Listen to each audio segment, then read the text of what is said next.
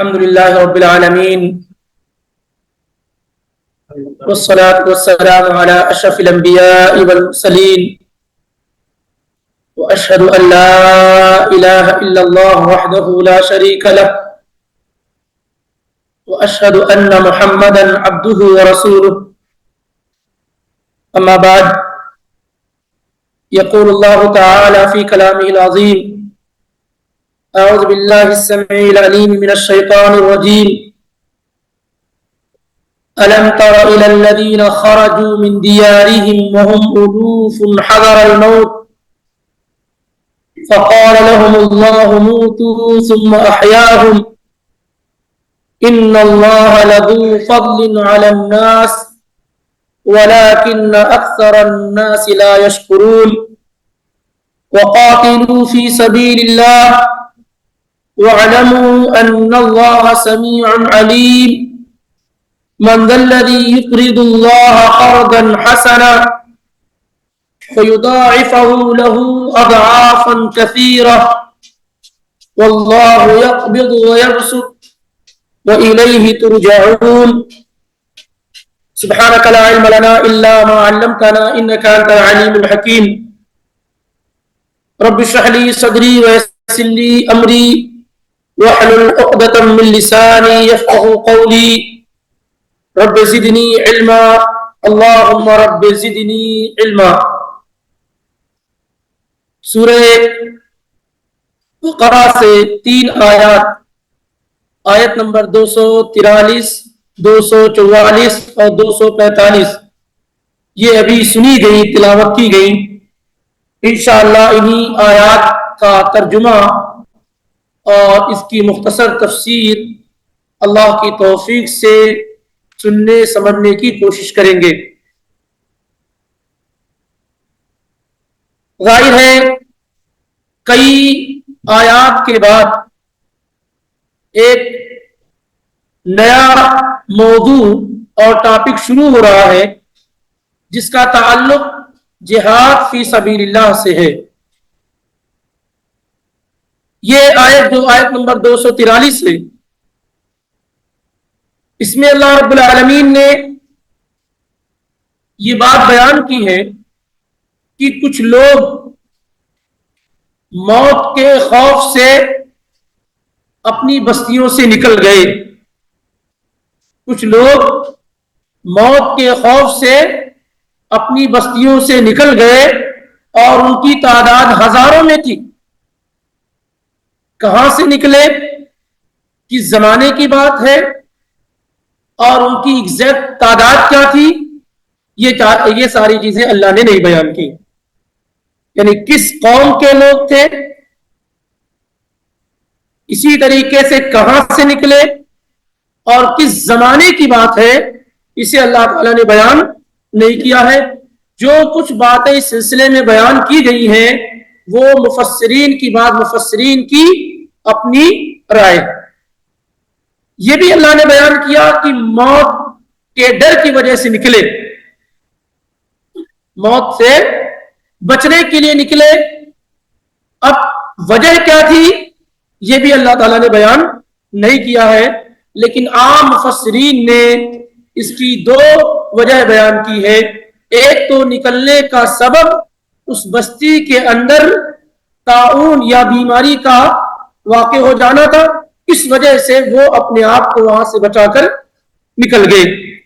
دوسری وجہ یہ ذکر کی گئی ہے کہ جہاد ان پر فرض ہو گیا اور دشمنوں سے خوف کھاتے ہوئے وہ وہاں سے نکل گئے، لیکن اسے بھی اللہ تعالیٰ نے بیان نہیں کیا ہے کیوں نکلے۔ یہ ہے کہ موت کے ڈر کی وجہ سے نکلے، لیکن موت کا ڈر بہت ساری چیزوں سے ہو سکتا ہے۔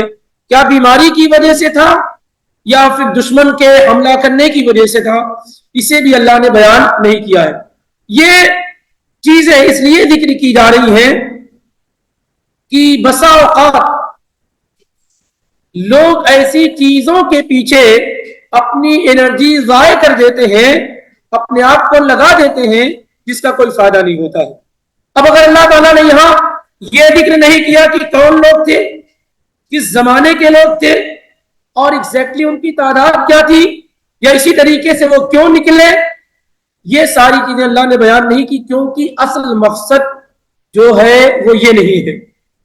اللہ تعالیٰ اس واقعے سے ہمیں اور آپ کو کیا پیغام دینا چاہ رہا ہے، وہ بنیادی چیز ہے۔ اور وہ نکلے وہاں سے تو اللہ تعالیٰ نے انہیں موت دے دی، موت سے بچنے کے لیے اپنی بستی سے نکل گئے، وہ ہزاروں کی تعداد میں تھے، تو اللہ تعالیٰ نے کیا ہے انہیں موت دی، اور موت دینے کے بعد اللہ نے دوبارہ پھر انہیں کیا ہے زندہ کیا۔ موت دی اللہ نے انہیں، سارے لوگ جتنے لوگ بستی سے نکلے سب کو اللہ نے موت دی، اور موت دینے کے بعد ثم احیاہم، پھر اللہ تعالیٰ نے انہیں کیا ہے زندہ کر دیا۔ یہ تیسرا واقعہ جو سورہ بقرہ میں ذکر کیا گیا ہے، اس سے پہلے ہم 2 پڑھ چکے ہیں، یہ ایک پڑھ تیسرا پڑھ رہے اور 2 اور پڑھیں گے۔ سورہ بقرہ میں 5 طرح کے لوگوں کا ذکر کیا ہے اللہ رب العالمین نے، کہ جن کو اللہ نے موت دی پھر زندہ کیا، اور یہ بتانے کے لیے کہ اللہ کے لیے باس بعد الموت، مرنے کے بعد دوبارہ زندہ کرنا کچھ بھی مشکل نہیں ہے، کچھ بھی مشکل نہیں، کیونکہ ایک آدمی جسے اللہ دنیا میں موت دے دے پھر اسے زندہ کر دے اور لوگ دیکھ رہے ہوں، یہ اپنے آپ میں کیا ہے خوب بہت بڑی بات ہے، اللہ رب العالمین کی طاقت اور قوت کی ایک نشانی۔ اس سے پہلے ہم اور آپ نے سورہ بقرہ کی آیت نمبر 56 میں پڑھا تھا کہ جب موسیٰ علیہ السلام چند لوگوں کو لے کر کوہ طور پر گئے تو کیا کہا ان لوگوں نے، ہم اللہ پر ایمان نہیں لائیں گے حتی نرا، یہاں تک کہ ہم اپنے رب کو بالکل واضح طریقے سے دیکھ لیں۔ تو اللہ نے ان سارے لوگوں کو موت دے دی، سارے لوگ جتنے گئے تھے موسیٰ علیہ السلام کے ساتھ سب پر موت واقع ہو گئی، اور سب ایک دوسرے کو مرتا ہوا دیکھ بھی رہے تھے۔ ثم بعثناکم من بعد موتکم، پھر ہم نے تمہیں مرنے کے بعد دوبارہ زندہ کیا، لعلکم تشکرون، تاکہ تم شکر گزاری کر سکو۔ یہ پہلا واقعہ۔ دوسرا واقعہ آپ نے دیکھا ہوگا کہ ایک آدمی نے قتل کیا کسی کا، اور قتل کرنے کے بعد دوسرے کے پاس لاش رکھ دی، اور اس طریقے سے اختلاف ہونا شروع ہوا کہ کس نے قتل کیا ہے۔ تو فَقُلْنَا اضْرِبُوهُ بِبَعْضِهَا كَذَلِكَ يُحْيِي اللَّهُ الْمَوْتَى وَيُرِيكُمْ آيَاتِهِ لَعَلَّكُمْ تَعْقِلُونَ، یہ 73 نمبر کی آیت ہے۔ تو اس میں جو آدمی مر گیا تھا اللہ نے اسے زندہ کیا سارے لوگوں کی موجودگی میں، اور پھر اس نے بتایا کہ میرا قاتل فلاں ہے، اور اس کے بعد پھر وہ مر گیا۔ تو کذالک یحیی اللہ الموتى، ایسے ہی اللہ مردوں کو کیا ہے زندہ کرے گا۔ اور تیسرا واقعہ یہ ہے کہ یہ لوگ ہزاروں سے زیادہ کی تعداد میں تھے، اور موت کے ڈر کی وجہ سے نکلے وہاں سے، اور پھر اللہ نے ایک ساتھ سارے لوگوں کو موت دی، اور موت دینے کے بعد اللہ نے پھر سب کو زندہ کیا۔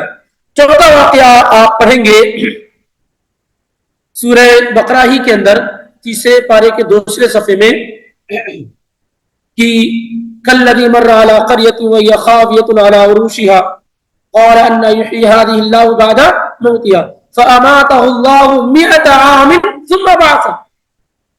100 سال تک اللہ نے انہیں مردہ رکھا، مارے رکھا، 100 سال تک وہ مرے پڑے ہوئے تھے، پھر اللہ رب العالمین نے کیا ہے انہیں زندہ کر دیا، پھر اللہ نے انہیں زندہ کر دیا۔ آگے انشاءاللہ وہ تفصیل آ رہی ہے۔ اور پوچھا کہ کتنے دن کے بعد اٹھائے گئے، تو کوئی کہتا ہے کہ دن یا دن کا بعض حصہ، جبکہ 100 سال تک وہ کیا ہے میت تھے۔ یہ چوتھا واقعہ۔ پانچواں واقعہ ابراہیم علیہ السلام کا، وَإِذْ قَالَ إِبْرَاهِيمُ رَبِّ أَرِنِي كَيْفَ تُحْيِي الْمَوْتَى قَالَ وَلَمْ تُؤْمِنْ قَالَ بَلَىٰ وَلَٰكِنْ لِيَطْمَئِنَّ قَلْبِي، کہ ابراہیم السلام نے کہا اللہ مجھے دکھا کہ تو کیسے مردوں کو زندہ کرتا ہے۔ تو اللہ تعالیٰ نے کہا کہ یہ لوگ اس کو اڑاؤ، اور وہ جو ہے پھر تمہارے پاس کیا ہے زندہ ہو کر کے، پرندے کیا زندہ ہو کر کے آ جائیں گے۔ تو انشاءاللہ یہ چیزیں آگے آ بھی رہی ہیں۔ یہ جو آیت ہے اس پہ غور کرتے ہیں ہم۔ الم تر الی الذین خرجوا من دیارہم وهم الوف حذر الموت، کیا آپ نے نہیں دیکھا ان لوگوں کو جو اپنے گھروں سے نکلے موت سے بچنے کے لیے موت سے ڈرتے ہوئے اپنے گھروں سے نکلے، جو کئی ہزار کی تعداد میں تھے. الف 1000 کو کہتے ہیں، اس کی جمع آلاف ہے، اور الوف یہ جمع کثرہ ہے. اسی لیے بہت سارے لوگوں نے کہا کہ ان کی تعداد 10,000 سے زیادہ تھی، لیکن اللہ تعالیٰ نے ایگزیکٹلی تعداد بیان نہیں کی ہے. کسی نے کہا 7,000، کسی نے کہا 4,000، کسی نے کہا 70,000، کسی نے کہا 80,000 وغیرہ وغیرہ. اور اس سے کوئی فائدہ نہیں ملنے والا ہے. اصل یہ کہ ایک بڑی تعداد میں لوگ تھے اور موت سے ڈر کر کے اپنی بستی سے وہ نکل گئے. الم تر الی الذین خرجوا من دیارہم وهم الوف حذر الموت.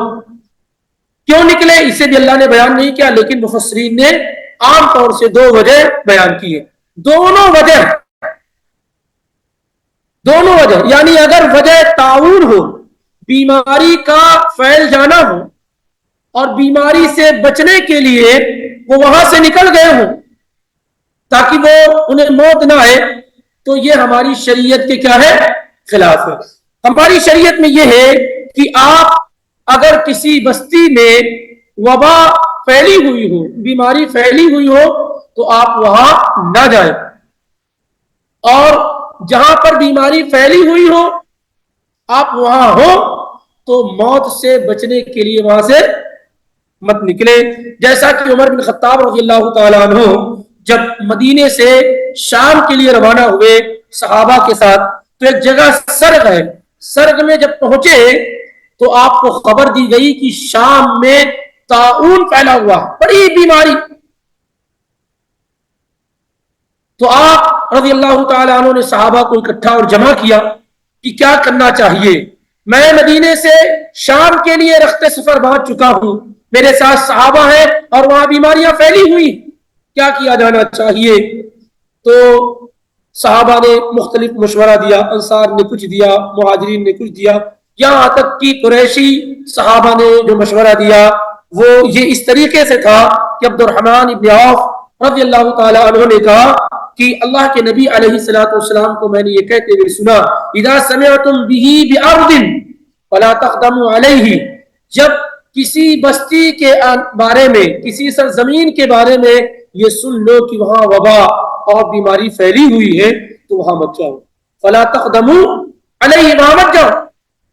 وَإِذَا وَقَعَ بِأَرْضٍ وَأَنْتُمْ بِهَا، اور جب کسی بستی کے اندر بیماری واقع ہو جائے اور تم اس بستی کے اندر موجود ہو، فَلَا تَخْرُجُوا فِرَارًا مِنْهُ، تو تم اس بیماری سے بچنے کے لیے، موت سے بچنے کے لیے اس جگہ کو نہ چھوڑو. یہ یاد رہے، کیونکہ کبھی کبھار ایک انسان کسی دوسری ضرورت کی وجہ سے کیا ہے وہاں سے نکلتا ہے، لیکن جیسے یہاں بیماری پھیل گئی ہے، اب اگر کوئی آدمی جانتا ہے، یہ چاہتا ہے کہ میں یہاں سے نکل جاؤں تاکہ مجھے موت نہ آئے، اس سے منع کیا گیا ہے. لیکن کسی انسان کا ضروری سفر ہو، باہر نکلنا ضروری ہو تو جا سکتا ہے. یہ روایت بخاری میں 5730 اور مسلم میں 2219 میں موجود ہے. اس سے بات معلوم ہوئی کہ آدمی موت سے ڈر کی وجہ سے اگر ایسی جگہ ہے جہاں بیماری پھیلی ہوئی ہے تو مت چھوڑے، کیونکہ کہیں بھی آپ چلے جائیں، کہیں بھی آپ چلے جائیں، موت سے آپ بچ نہیں سکتے ہیں. کوئی ایسی جگہ نہیں ہے جو آپ کو موت سے بچا سکے، کیونکہ موت ہماری اور آپ کی اور سب کی مقدر کی جا چکی ہے، کوئی نہیں مل سکتا. وَلَوْ كُنْتُمْ فِي بُرُوجٍ مُشَيَّدَةٍ، مضبوط قلعے میں بھی بند ہو جاؤ تو کیا ہے وہاں بھی موت پہنچ جائے گی. اَيْنَمَا تَكُونُوا يُدْرِككُمُ الْمَوْتُ وَلَوْ كُنْتُمْ فِي بُرُوجٍ مُشَيَّدَةٍ قُلْ إِنَّ الْمَوْتَ الَّذِي تَفِرُّونَ مِنْهُ، آپ کہہ دیجئے جس موت سے تم بھاگ رہے ہو وہ تو تمہیں پکڑ کے ہی رہے گی. تو یہاں پر یہ بتایا جا رہا ہے کہ قاعدہ شریعت کا یہ ہے ہمارے یہاں کہ کسی بھی بیماری کی وجہ سے وہاں سے بھاگنا نہیں ہے کہ ہمیں موت نہیں آئے گی، کیونکہ موت کا وقت کیا ہے مقرر ہے. دوسرے یہ بتایا جا رہا ہے کہ اگر بیماری پھیلی ہوئی ہو تو وہاں جایا نہیں جائے گا، بیماری اگر پھیلی ہوئی ہے تو وہاں جایا نہیں. اور دوسری بات، اگر یہ مانتے ہیں کہ وہ لوگ جہاد سے بچنے کے لیے بھاگے تو ہماری شریعت میں یہ بتایا گیا کہ یہ بڑا جرم اور گناہ. میدان جنگ سے بھاگ جانا جبکہ جہاد فرض ہو گیا، وہ کیا ہے؟ یہ بہت بڑے گناہوں میں سے ہے۔ اور پھر جہاد کسی کی موت کو قریب نہیں کرتا ہے۔ اللہ کے راستے میں جہاد کرنے سے کسی کی موت قریب نہیں ہوتی۔ ایسا نہیں کہ کوئی جہاد کرنے کے لیے گیا تو مر ہی جائے گا، ایسا نہیں، کیونکہ وہ بھی وقت کیا مقرر اور لکھا ہوا۔ اسی لیے خالد بن ولید رضی اللہ تعالیٰ عنہ کہا کرتے تھے کہ جسم میں کوئی جگہ نہیں ہے مگر تیر تلوار کے نشان ہے۔ اور کتنے معرکے میں وہ شریک ہوئے، پوری زندگی وہ صرف اللہ کے لیے لڑتے رہے، لیکن موت آئی تو کہاں آئی؟ فَكُنْتُ أَمُوتُ عَلَى فِرَاشِي، اور میں اپنے بستر پہ موت پا رہا ہوں۔ تو یہ نہیں ہے کہ کوئی آدمی جہاد میں گیا تو مر ہی جائے گا، موت اس کی لکھی ہوئی۔ جہاد کسی کی موت کو قریب اور دور نہیں کرتا۔ یہ معاملہ یہ ہوا کہ جب لوگ جو ہے بدر احد میں شہید ہو گئے تو منافقین نے کہنا شروع کر دیا کہ اگر ہماری بات مانی گئی ہوتی اور یہی مدینے کے اندر بیٹھا گیا ہوتا تو کیا ہے، تو یہ آج لوگوں کی جان محفوظ ہوتی۔ تو یہ فضول چیزیں، موت ہماری اور آپ کی سب کی مقدر کی گئی ہے، لکھی ہوئی۔ ابو بکر صدیق رضی اللہ تعالیٰ تمام غزوات میں اللہ کے پیغمبر صلی اللہ علیہ وسلم کے ساتھ تھے، وفات ہوئی تو بستر پر ہوئی۔ خود اللہ کے پیغمبر صلی اللہ علیہ وسلم تمام غزوات میں آگے وفات ہوئی تو بستر پر ہوئی، کیونکہ موت ہر شخص کی مقرر ہے۔ ایسا نہیں ہے کہ جہاد میں آدمی جائے گا تو مر جائے گا۔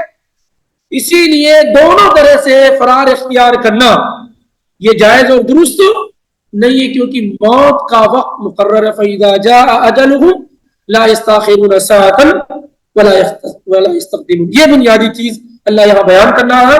اور دوسرے یہ کہ اللہ مردوں کو دوبارہ زندہ کرنے پہ کیا ہے؟ قادر ہے۔ تو کہا اللہ رب العالمین نے أَلَمْ تَرَ إِلَى الَّذِينَ خَرَجُوا مِنْ دِيَارِهِمْ وَهُمْ أُلُوفٌ حَذَرَ الْمَوْتِ، کیا آپ نے ان لوگوں کو دیکھا؟ ترا دیکھنا دو طرح سے ہوتا ہے، ایک رؤیت البصر آنکھوں سے دیکھنا، اور ایک رؤیت القلب جاننا جس کو کہتے ہیں۔ اسی لیے امام مجاہد نے یہ معنی بیان کہ علم تعلم، کیا آپ کو نہیں معلوم ان لوگوں کے بارے میں جو اپنی بستیوں سے موت سے بچنے کے لیے نکل گئے اور وہ ہزاروں کی کئی ہزار کی تعداد میں تھے۔ تو علم تارا کیفا یا علم تارا، یہ اس طرح کے جو الفاظ ہیں اس کا مطلب یہ ہے کہ دیکھنا نہیں بلکہ جاننا ہے۔ کیا مطلب ہے؟ جاننا۔ علم تارا کیفا فعل ربک باصحاب الفیل، تو یہاں مراد رؤیت البصر نہیں، آنکھوں سے دیکھنا نہیں، کیونکہ جب واقع فیل ہوا تو اللہ کے پیغمبر اس دنیا میں آئے ہی نہیں تھے۔ تو یہاں بھی یہی مراد ہے علم ترا، کیونکہ یہ نبی صلی اللہ علیہ وسلم کے زمانے سے بہت پہلے کی بات ہے۔ تو ظاہر اللہ کے پیغمبر نے اسے نہیں دیکھا، اللہ کے پیغمبر نے اسے نہیں دیکھا۔ اس لیے کہ بہت سارے لوگ قرآن کا ادھر ادھر کا معنی بیان کرتے ہیں تو کہیں یہ نہ کہنا شروع کرتے کہ ہاں آپ نے دیکھا، آپ موجود تھے اس وقت، جبکہ جگہ جگہ اللہ تعالیٰ کیا ہے، یہ نفی کرتا ہے کہ آپ اس وقت موجود نہیں تھے، آپ اس وقت۔ اتنی جگہ اللہ تعالیٰ نے کہہ دیا تاکہ کوئی علم غیب کی بات ہی نہ کرے نبی صلی اللہ علیہ وسلم کے متعلق۔ جگہ جگہ موسیٰ کا واقعہ ہو رہا ہے تو اللہ تعالیٰ کہتا آپ اس وقت موجود ہی نہیں تھے۔ جب مریم کی کفالت کے سلسلے میں بات ہو رہی ہے کہ کون کفالت کرے، وہاں اللہ تعالیٰ کہتا وما كنت لديهم اذ يلقون اقلامهم، آپ اس وقت نہیں تھے جب لوگ اپنی قلم کو سمندر میں ڈال رہے تھے کہ کون مریم کی کفالت کرے، اس وقت بھی آپ نہیں تھے۔ تو اللہ تعالیٰ جگہ جگہ یہ بات بیان کرتا ہے کہ اس موقع پر آپ نہیں تھے، اس موقع پر آپ نہیں تھے، آپ اس وقت نہیں تھے، آپ اس وقت نہیں تھے۔ یہاں جو ترا کا معنی ہے ای تعلم، آپ نہیں جانتے یا آپ نے جانا ان لوگوں کے بارے میں جو اپنی بستیوں سے کئی ہزار کی تعداد میں ہونے کے باوجود موت کے خوف سے کیا ہے نکلے، وہاں سے نکلے۔ فقال لهم الله موتوا، تو اللہ تعالیٰ نے اسے کہا کہ مر جاؤ تم سب لوگ۔ یہاں پر بھی کچھ لوگوں نے مانا یہ بیان کیا کہ یہ اصل نہیں ہے اور یہ قرآن کی تحریف کہی جائے گی۔ کسی بھی جو ہے مفسر نے اس کا معنی یہ نہیں بیان کیا کہ اصل میں اس کا معنی مر جانا نہیں ہے، بلکہ ایک جو ہے تصور کرنا ہے، حقیقی موت مراد نہیں ہے، یعنی ایسا حقیقتا نہیں ہوا کہ وہ مر گئے پھر اللہ نے انہیں زندہ کیا، بلکہ ایک تصور ہے، بلکہ کیا ہے ایک تصور، جبکہ صحیح بات کیا ہے یہ حقیقی معنی، اور اللہ رب العالمین کے لیے چیز کیا ہے ذرہ بھی مشکل نہیں۔ انما انما امره اذا اراد شيئا یقول له کن فیکون. اللہ تعالیٰ جب کسی کام کے کرنے کا ارادہ کرتا ہے وہ کہتا ہو جا اور وہ ہو جاتی ہے. تو یہاں بھی ایسے ہی کہ اللہ تعالیٰ نے کہا کہ ان سارے لوگ موت سے بچ کر کے موت سے بھاگے ہو نا. وقال لهم الله موتوا, سارے لوگوں کو اللہ نے کہا مر جاؤ, پھر وہ مر گئے. ثم احیاهم, پھر اللہ نے انہیں زندہ کیا. ثم یہ تراخی کے لیے آتا ہے, یعنی مرے فوراً اللہ نے انہیں نہیں زندہ کیا, کتنے دنوں کے بعد زندہ کیا یہ اللہ ہی بہتر جانتا. یعنی ان کو مر گئے پھر کتنے دنوں کے بعد اللہ نے زندہ کیا یہ اللہ ہی بہتر جانتا ہے. عام مفسرین نے, بعض مفسرین نے 7 دن 8 دن اس طرح کی بات بیان کی ہے, اور بعض مفسرین نے کہا کہ پھر وہاں سے ایک نبی کا گزر ہوا, وہاں سے ایک نبی کا گزر ہوا اور اس نبی نے دعا کی تو وہ لوگ کیا ہے زندہ ہو. ہو بھی سکتا ہے ایسا ہوا, لیکن قرآن نے اس طرح کی کسی بات کی طرف اشارہ نہیں کیا. ممکن بھی ہے کہ ایسا ہوا ہو, لیکن عام یہ ہے کہ ایسی کوئی چیز یہاں ذکر نہیں کی گئی. اصل معاملہ یہ ہے کہ موت سے ڈر کی وجہ سے وہ بھاگے تو اللہ نے سارے لوگوں کو موت دی. ثم احیاہم, پھر اللہ نے انہیں زندہ کیا. کتنے دنوں کے بعد کیا اس کا صحیح علم اللہ رب العالمین ہی کے پاس ہے. ان اللہ لذو فضل علی الناس, یقیناً اللہ رب العالمین بہت زیادہ فضل کرنے والا, نوازش کرنے والا ہے لوگوں پر. ولکن اکثر الناس لا یشکرون, لیکن اکثر لوگ اللہ کا شکر ادا نہیں کرتے ہیں. یعنی اللہ تعالیٰ کے انعامات, احسانات, اکرامات بے شمار ہیں لوگوں پر, لیکن لوگوں کا معاملہ یہ ہے کہ وہ اللہ تعالیٰ کا شکر ادا نہیں کرتے. روئے زمین پر کوئی ایسا شخص نہیں ہے مگر یہ کہ وہ اللہ کے احسان کے تلے دبا ہوا ہے. لیکن لوگوں کا معاملہ کیا ہے کہ اللہ کے اس احسان کا, انعام اور اکرام کا بدلہ کس طریقے سے کہ وہ چیزیں جو اللہ نے ضروری قرار دے رکھی ہیں وہ بھی اللہ کے لیے نہیں کرتا. کہ اللہ کے لیے ہاتھ اللہ کا دیا ہوا, دماغ اللہ کا, دل اللہ کا دیا ہوا, سانسیں اللہ دے رکھا ہے, ہاتھ پر اللہ دے رکھا ہے, مشغول ہے, اپنے آپ کو مشغول کیے ہوئے, اللہ کی مخلوق کے ساتھ مشغول ہے. لیکن جس اللہ نے اسے آنکھ, ناک, کان, دل, دماغ, سانسیں دے رکھی ہے اس کے لیے اس کے پاس نماز پڑھنے کا, قرآن پڑھنے کا, سجدہ کرنے کا, ذکر و اذکار کرنے کا وقت نہیں. یہ انسان کے ناشکرے ہونے کی واضح دلیل ہے. سب کچھ اللہ کا, اس لیے کہیں سے بھی اللہ کچھ کر دیتا ہے نا تھوڑا سا ٹیڑھا تو ساری دنیا مل کر کے اس کو سیدھا نہیں کر پاتی. ساری دنیا مل کر کے اس کو سیدھا نہیں کر پاتی. وہ مائیکل جیکسن غالباً تھا نا جس نے ایک پلان طے کیا تھا کہ مجھے اتنے سال رہنا ہے زندہ, بس ایک پلان طے کیا ہوا تھا. اس کے لیے اس نے کتنی ایکٹیویٹیز کی, کتنے بڑے بڑے ڈاکٹروں کو اپنے ہاتھوں کی کٹ پتلی بنا رکھا تھا اس نے, کس طریقے سے گھر میں داخل ہونا نکلنا, ساری کی ساری چیزیں. مجھے 150 سال تک زندہ رہنا. اللہ تعالیٰ نے 50 سے ابو ہوا اس سے پہلے اس میں ہی کیا ہے اٹھا لیا. یہ کسی انسان کے اختیار کی بات ہی نہیں. کتنا اللہ تعالیٰ کا انعام اور اکرام ہم پر ہے اور کس قدر ہم شکر گزاری کرتے ہیں, اس پر ہمیں توجہ کرنی چاہیے, اس پر توجہ کرنی چاہیے. اگر کوئی بیماری ہم پر لائق ہو جاتی ہے تو سارے لوگ مل کر کے اس بیماری کو دور نہیں کر پاتے جب تک کہ اللہ تعالیٰ کا اذن اور اس کی اجازت نہ ہو. اس لیے اللہ تعالیٰ نے کہا ان اللہ لذو فضل علی الناس, یہ جو لوگ جن کو اللہ نے موت دی پھر زندہ کیا, ایسا نہیں ہے کہ زندہ ہونے کے بعد بالکل اللہ والے ہو گئے, اس کے باوجود بھی ان میں شرارت کیا ہے موجود رہی. ایسے ہم پر بھی اللہ تعالیٰ نے بہت سارے انعام اور اکرام کیے ہیں جسے ہم دیکھ رہے ہیں لیکن شکر گزاری ہمارے پاس نہیں ہوتی. ان اللہ لذو فضل علی الناس, یقیناً اللہ بہت زیادہ فضل کرنے والا ہے لوگوں پر. ولکن اکثر الناس لا یشکرون, لیکن اکثر لوگ شکر گزاری نہیں کرتے. آگے اللہ رب العالمین نے کہا وقاتلوا فی سبیل اللہ, وقاتلوا فی سبیل اللہ, اللہ کے راستے میں قتال کرو, اللہ کے راستے میں لڑائی کرو, جہاد کرو. یہ کیوں کہا جا رہا ہے کہ اگر معاملہ ایسا ہو کہ وہ لوگ بھاگے ہوں کسی بھی وجہ سے, چاہے جہاد کی وجہ سے یا کسی بھی وجہ سے, تو اللہ کے راستے میں قتال کرنے سے ایسا نہیں کہ موت واقع ہو جائے گی، بلکہ موت کا جو وقت مقرر ہے اسی میں موت آئے گی۔ اس وجہ سے آدمی اللہ کے راستے میں کیا کرے؟ قتال کرے، لڑائی کرے، جنگ کرے۔ فی سبیل اللہ، اللہ کے راستے میں جہاد کی اپنی ریکوائرمنٹس اور شروط ہیں، انہی کے ساتھ اگر جہاد کیا جائے گا تو جہاد ہوگا جو عام طور سے احادیث اور فقہ کی کتابوں میں موجود ہے۔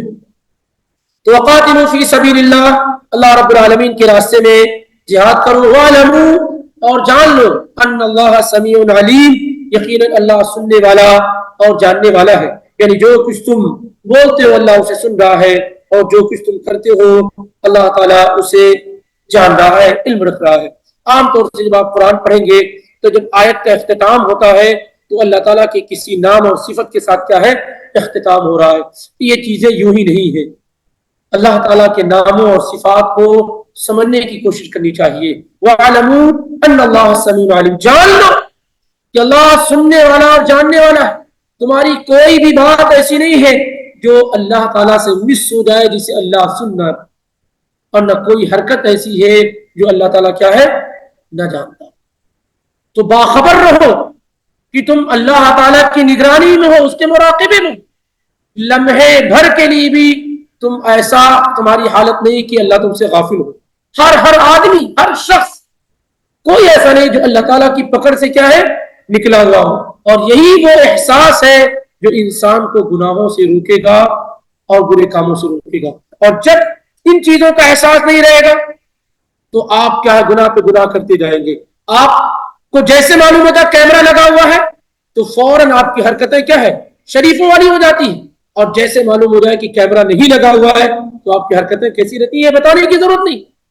ایسے ہی جب انسان اس بات کا علم اور ایمان رکھنے والا ہو جائے کہ ہماری تمام حرکات و سکنات کو اللہ دیکھ رہا ہے، اللہ سن رہا ہے، اللہ جان رہا ہے، تو پھر کیا ہے؟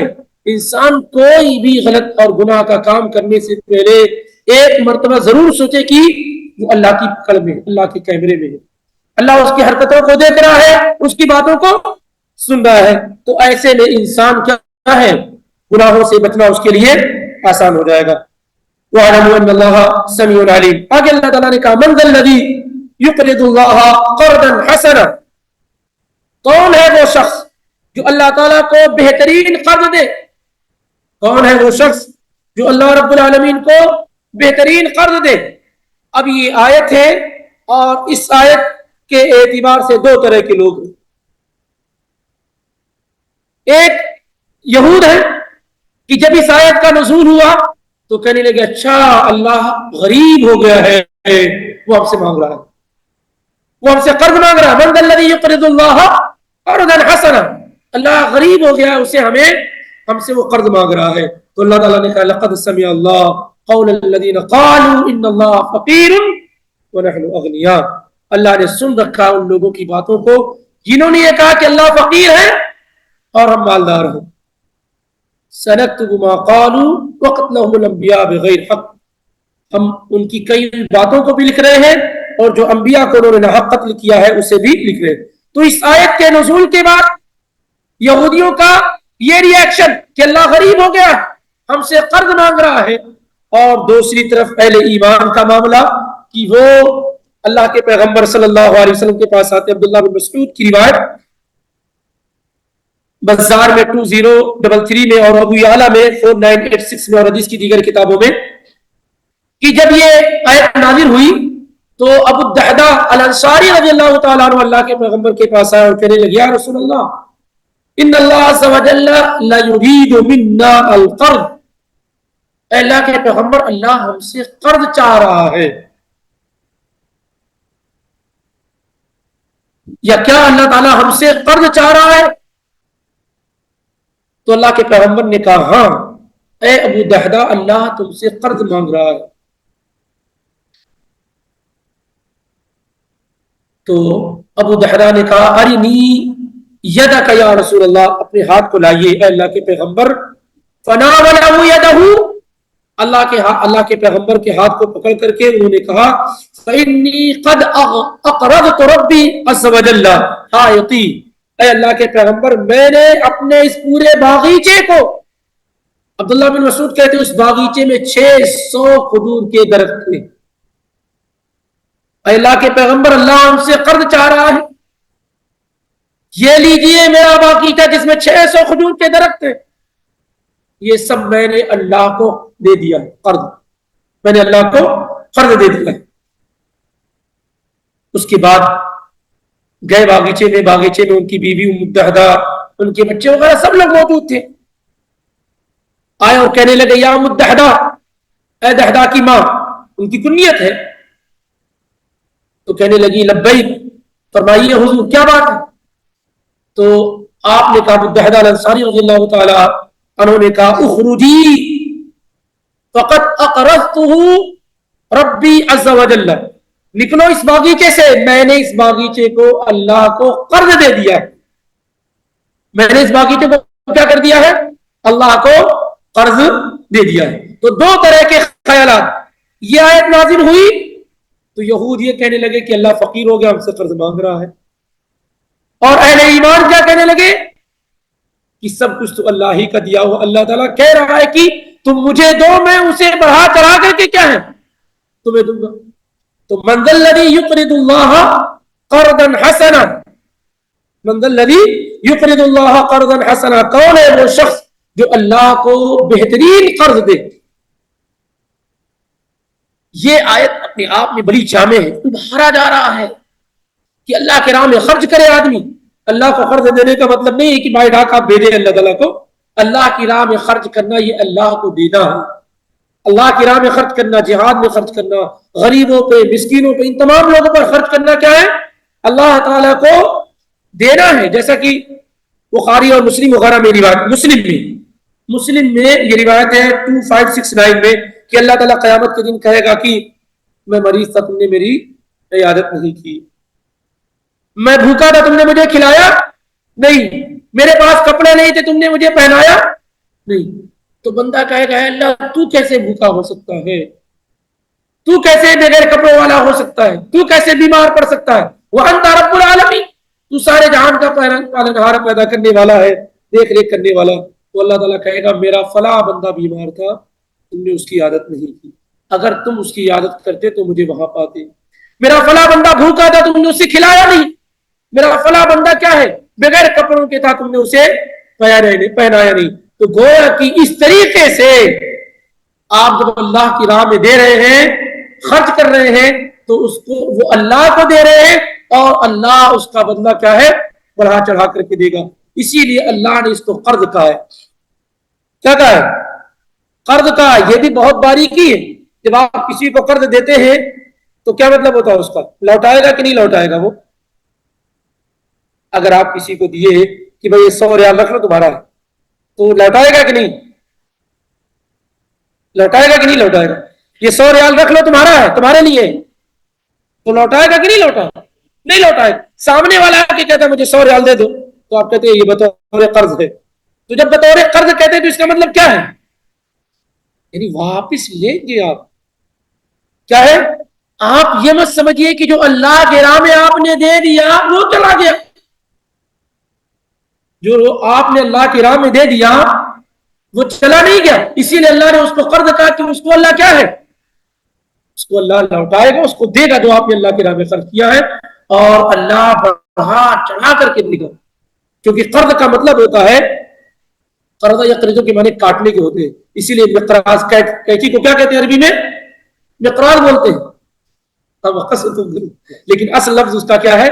مقراض ہے، کینچی کو کہتے ہیں، کیونکہ وہ کپڑے کو کاٹ لیتا ہے۔ قرض میں ہوتا کیا ہے کہ آپ اپنے مال کا کچھ حصہ کاٹ لیتے ہیں، الگ کر کے کسی کو دے دیتے ہیں۔ تو یہاں پر اللہ تعالیٰ نے ابھارا ہے کہ من ذا الذی یقرض اللہ قرضا حسنا، کون ہے جو اللہ تعالیٰ کے لیے مسجد بنوائے گا، کون ہے جو یہاں خرچ کرے گا؟ ابھارنے کے لیے من ذا الذی یقرض اللہ قرضا حسنا، کون ہے تم میں سے جو اللہ رب العالمین کو کیا ہے قرض دے گا، اور قرض کیسا؟ قرضا حسنا۔ یہ بڑی اہم اور بنیادی چیز ہے کہ قرض کیا ہے؟ قرض حسنا ہو۔ کچھ لوگ جو ہے جب قرض دیتے ہیں تو یہ کیا ہے، عام طور سے حیدرآباد وغیرہ میں قرض حسنا کیا ہے استعمال کیا جاتا ہے، اور قرض حسنہ دیتے ہیں اور اس کے ساتھ جو ہے کئی ایسی چیزیں کرتے ہیں جس سے معلوم ہوتا ہے کہ قرض حسنہ نہیں ہے. تو قرض حسنہ کب ہوگا؟ اس کے لیے امام ابن عثیمین نے 5 ریکوائرمنٹ اور 5 شرط بیان کی ہے کہ قرض حسنہ کب ہوگا. نمبر 1، خالصا للہ، صرف اللہ کے لیے آپ دے رہے ہو. کس کے لیے دے رہے ہو؟ اللہ کے لیے دے رہے ہو. آپ واپس لینے والے اس کو قرض حسنہ کہتے ہیں. اصل میں اللہ کے راہ میں یہ دینا ہے. یہاں قرض حسنہ سے مراد کیا ہے؟ انفاق فی سبیل اللہ ہے، اللہ کے راہ میں دینا ہے. جس پیسے کو دے کر کے آپ لے رہے ہیں اصل میں وہ یہاں مراد نہیں ہے. وہ یہاں مراد اس کی اپنی ایک فضیلت ہے، انشاءاللہ وہ آ بھی رہی ہے. لیکن یہاں قرض حسنہ سے مراد اللہ کو دینے کا مطلب کیا ہے؟ اللہ کی راہ میں خرچ کرنا، یہ قرض حسنہ ہے. تو جو پیسہ آپ دے کر لینے والے ہیں اصل میں وہ قرض حسنہ نہیں، وہ دوسرا قرض ہے جس کو دین کہتے ہیں. آپ نے دیا اور واپس لیں گے. یہ قرض حسنہ جو اللہ کی راہ میں خرچ کرنا انفاق ہے، اس کے لیے 5 شرطیں ہیں جو امام ابن عثیمین نے اس آیت کی تفسیر میں ذکر کی. نمبر 1، خالصا للہ، جو آپ نے دیا ہو وہ صرف اللہ کے لیے دیا، کوئی ریا، نمود، دکھاوا ہے یہ سب مقصد نہ ہو، صرف اللہ کے لیے ہو. نمبر 1. نمبر 2، حلال مال سے ہو، چوری چماری کر کے، انٹرسٹ کا پیسہ لا کر کے، کسی کا لوٹ کر کے، رشوت کا، یہ سب اگر آپ اللہ کی راہ میں دے بھی تو کیا ہے؟ تو مال حلال ہو. تیسری چیز یہ ہے کہ طیب نفس سے دے، یعنی خوش ہو کر کے دے. ایسا نہیں کہ اب تو آ گئے مولانا دروازے پہ تو دینا ہی پڑے گا، اب مسجد کے لیے آ گئے، نہیں. طیب نفس، آپ اپنے دل کی خوشی کے ساتھ کیا ہے؟ دے. اب زکوٰۃ فرض ہو گئی ہے، کیا کریں گے؟ پورا دینا ہی ہے. پہلے کیا ہوتا تھا؟ پہلے یہ کہ جب اسلامک اسٹیٹ تو گھر میں گھس کر کے زکوٰۃ لی جاتی تھی، تو کیا ہے بہت سارے لوگ مجبوری کی شکل و صورت میں، جیسے ابھی بھی لوگ نکالتے ہیں بڑی جو ہے دل کی پریشانی کے ساتھ، وہ خواہش ان کی نہیں ہوتی. ایسے ہی سمجھ لیجئے کہ جیسے ڈپینڈنٹ فیس دے رہے ہیں آپ لوگ، تو ابھی بتانے کی ضرورت نہیں ہے کہ کتنی خوش دلی سے دے رہے ہیں آپ، سمجھ رہے ہیں؟ یہ بتانے کی ضرورت نہیں ہے. ایسے بسا اوقات انسان اللہ کے راہ میں خرچ کر رہا ہوتا ہے بظاہر، لیکن اس کے خرچ کرنے کا انداز کیا ہے؟ ایسے ہی ہوتا ہے کہ مجبور ہو کر کے، پریشان ہو کر کے، بھائی آ گئے ابھی کیا کہیں گے، اب شیخ نے کہہ دیا تو نہیں دیتے، اعلان ہو گیا تو، اس طریقے سے نہیں. آپ طیب نفس، اپنی دل کی رضامندی اور خوشی سے دینے والے ہو. چوتھی چیز کیا ہے کہ آپ صحیح جگہ کو دینے والے ہو.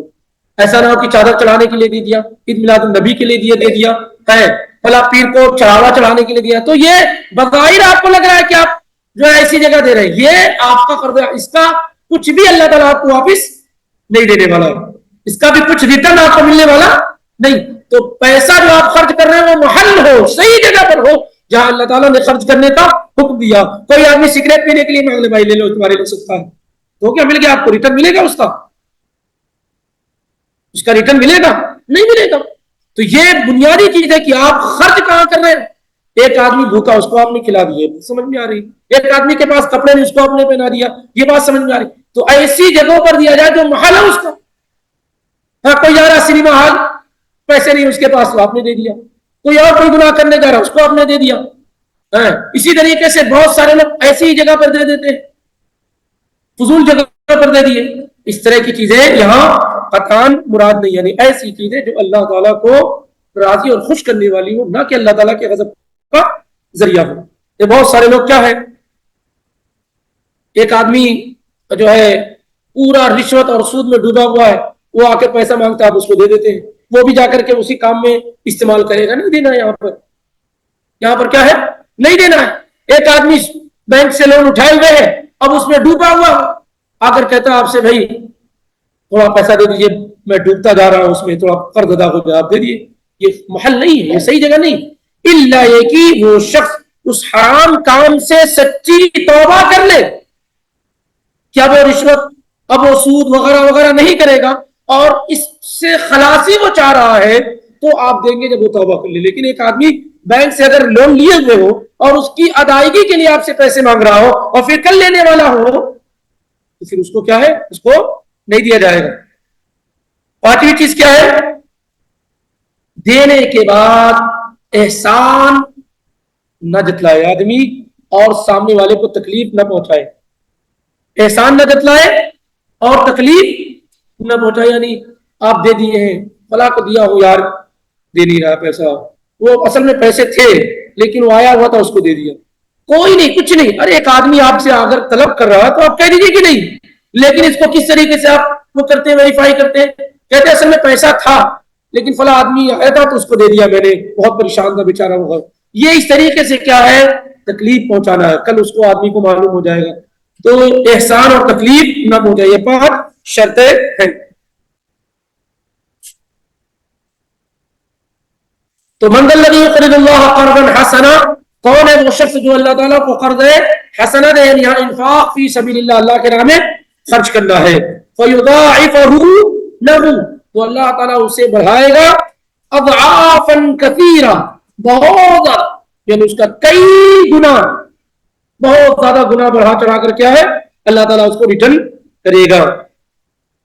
اور سورہ بقرہ ہی کی میں آگے ہم پڑھیں گے انشاءاللہ، جس میں اللہ تعالیٰ نے کیا ذکر کیا ہے کہ مثل الذین ينفقون اموالهم فی سبیل اللہ کمثل حبۃ انبتت 7 سنابل فی کل سنبلۃ 100 حبۃ واللہ یضاعف لمن یشاء واللہ واسع علیم. کہ کوئی 1 ریال دیا تو کتنا ہو گیا، وہ 700، اور پلس اللہ جتنا بڑھا چڑھا کر کے چاہے وہ دے.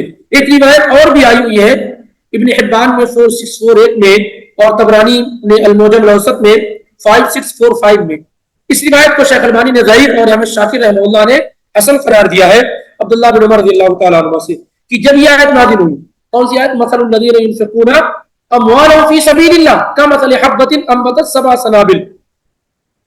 تو اللہ کے پیغمبر صلی اللہ علیہ وسلم نے کہا رب زدنی رب زد امتی، اللہ میری امت کو اور زیادہ دے، 700 گنا نہیں، اور زیادہ دے.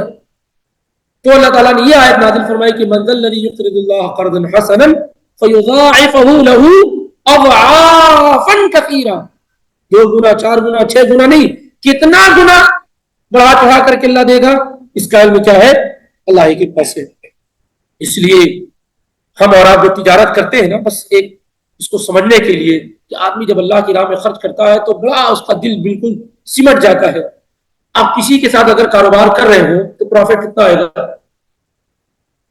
کامیاب لوگ کہتے ہیں جو تجارت کے معاملے میں ماہر ہیں، وہ کہتے ہیں کہ 100 میں اگر 7% 8 9 10 یہ آ گیا تو یہ اچھا پروفٹ کہا جاتا ہے. کتنا کہا جاتا ہے؟ اچھا پروفٹ ہے. اگر آپ 100 ریال لگائے ہیں کہیں پر اور پروفٹ میں آپ کو کیا ہے، وہ اصل تو ہے آپ کے پاس جمع ہے، لیکن پروفٹ میں آپ کو 7 8 9 اتنا مل جائے، یہ کیا ہے؟ کہتے ہیں کہ یہ اچھی پروفٹ کہی جاتی ہے بزنس کی دنیا میں. آپ اندازہ لگائیں سبحان اللہ کہ اگر اللہ تعالیٰ کے ساتھ بزنس کرے تو ایک تو فائدہ یقینی ہے، پھر کتنا فائدہ ہے سبحان اللہ، اس کا کوئی اندازہ نہیں لگا سکتا. اور دنیا والے میں تو گارنٹی بھی نہیں ہے، کب لے کر بھاگ جائے، کون لے کر بھاگ جائے. دیندار لوگ بھی لے کے بھاگ جاتے ہیں، برقع پہننے والے لوگ بھی لے کر بھاگ جاتے ہیں، سب لوگ لے کے بھاگ رہے ہیں، کچھ کہا نہیں جا سکتا ہے کیا ہو سکتا ہے.